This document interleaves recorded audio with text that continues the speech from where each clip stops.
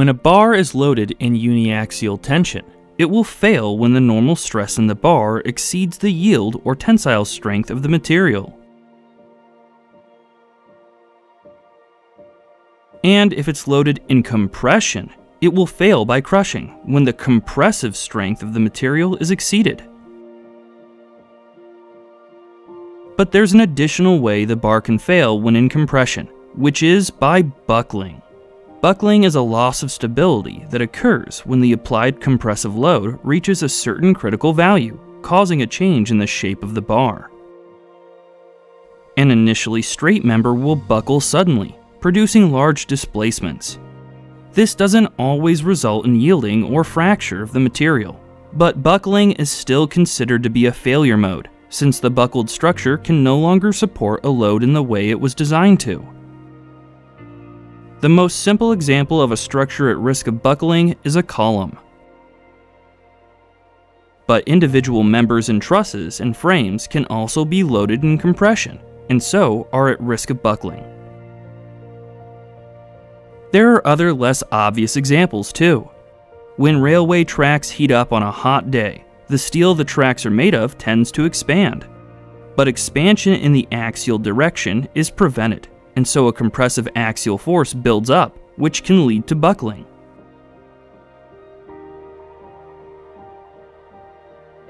A very similar issue can occur in subsea pipelines that carry hot product.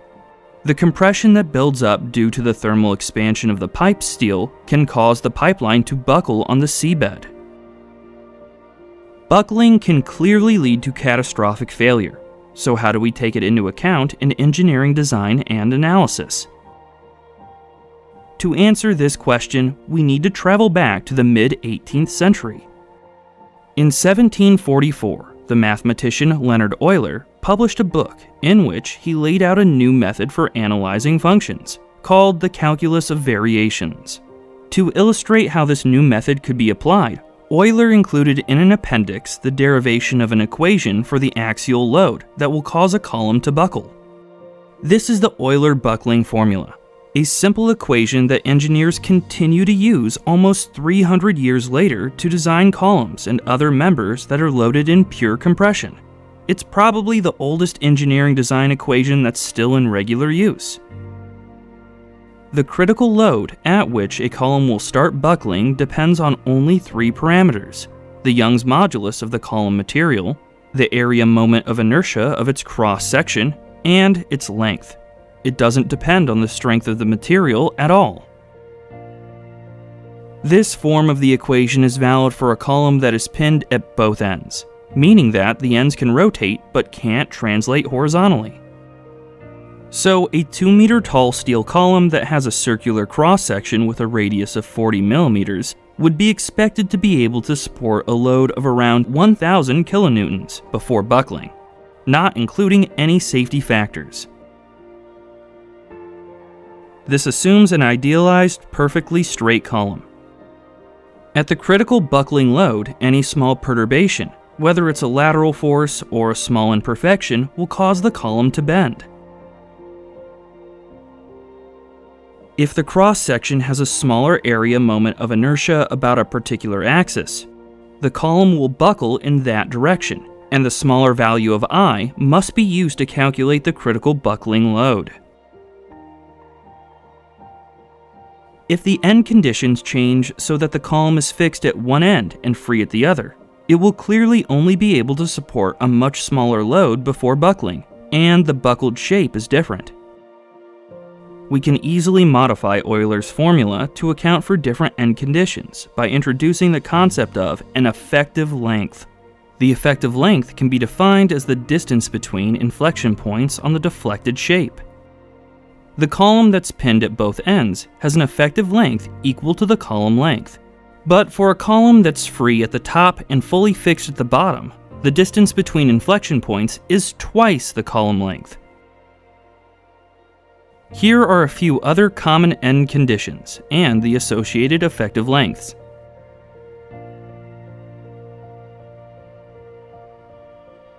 We can replace the column length in Euler's formula with the effective length to make the equation applicable for all of these end conditions. Or we can keep the column length and add in an effective length factor k. End conditions clearly make a huge difference to the critical buckling load and must be considered very carefully. In real-life applications, it isn't always clear which effective lengths should be used, and the amount of restraint at the ends will depend on the stiffness of the adjacent members. Design codes often provide guidance on conservative assumptions that can be used for these scenarios. Even without knowing anything about Euler's formula, it's intuitively quite obvious that slender columns are at much greater risk of buckling than stocky ones. It's why you would never design a truss structure with long compressive members like this. This member is under compression, and since it's so long and thin, it's at risk of buckling. Members of a truss that are in compression are sometimes designed to be thicker than those in tension to reduce the risk of buckling. And long compressive members are prevented from buckling by the use of bracing members.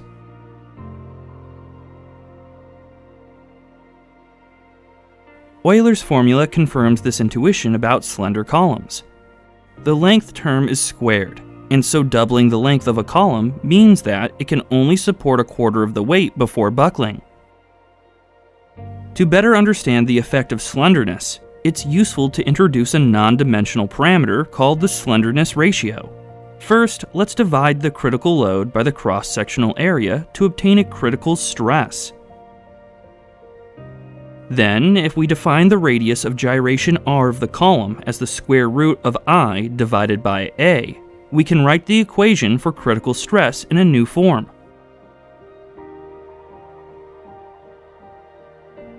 The term L over R is the slenderness ratio. Let's take a look at how the Euler critical buckling stress varies with the slenderness ratio. Very slender columns have a large slenderness ratio and a very low critical buckling stress. For stocky columns with low slenderness ratios, the critical buckling stress will be very large.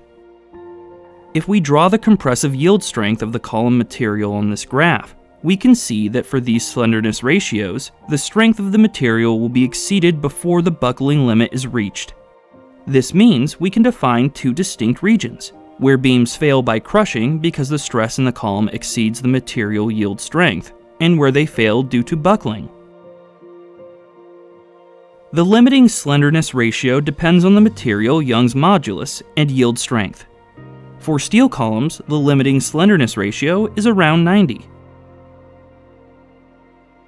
But this curve only represents the theoretical behavior of columns. If we plot buckling stresses determined experimentally for real columns, we can see it doesn't exactly match the theoretical behavior. In particular, the transition between plastic failure and elastic buckling failure is much more gradual. This is because for columns in this transition range, buckling is actually a complex combination of these two failure modes. This is called inelastic buckling, and the theoretical behavior can be modeled using methods like Engesser's theory or Shanley's theory. There's a much better correlation between the test data and Euler's formula for very slender columns. But even for these columns, there are some limitations to Euler's formula that the engineer needs to be aware of. One of these limitations is that the formula assumes that the applied load acts exactly through the centroid of the column cross-section. But the applied load will always be slightly offset from the centroid, even if it's by only a very small amount. This eccentricity introduces a moment that acts in addition to the axial load, which reduces the critical buckling stress and significantly changes how buckling occurs. If the load is applied at the centroid of the cross-section, the force displacement curve looks like this. There is no displacement until the critical buckling load is reached, at which point the displacement suddenly becomes very large. But in the case of an eccentric load, the additional moment causes the column to bend as soon as the load is applied. Because of the bending, the stress in the column isn't uniform. The maximum compressive stress occurs on the inner surface halfway up the column, and can be calculated using this secant formula. Another limitation of Euler's formula is that it assumes that the column is perfectly straight before the load is applied. But real columns contain imperfections, and however small they may be, these can reduce the critical buckling load. Since imperfections introduce bending, they have a similar effect to an eccentric load, and so can be modeled in the same way. Euler's formula and the secant formula also assume that displacements are small. If displacements are large, the moment acting on the column will change significantly throughout the deformation, introducing significant geometric nonlinearity. In structural analysis, this is called the p-delta effect.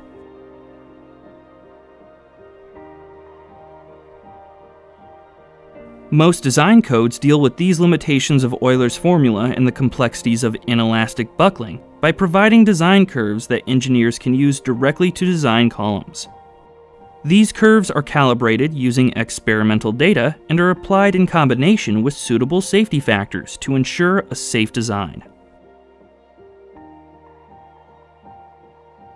Euler's formula is used to calculate the critical buckling load for a column where the displacement occurs by bending. This is called flexural buckling.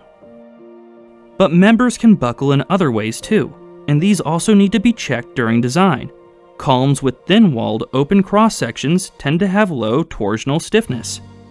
Under certain conditions, these columns can buckle by twisting, called torsional buckling, or by a combination of twisting and bending, called torsional flexural buckling.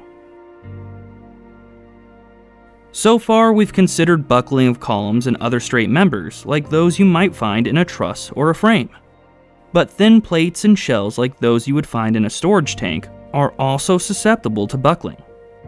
Buckling in these types of structures is even more sensitive to the presence of imperfections than it is in columns, and the effects are more difficult to predict. And so, although analytical equations do exist to calculate critical buckling loads for plates and shells, they're usually considered to provide an upper limit on the buckling load. Detailed nonlinear analysis using the finite element method is often required for this type of structure.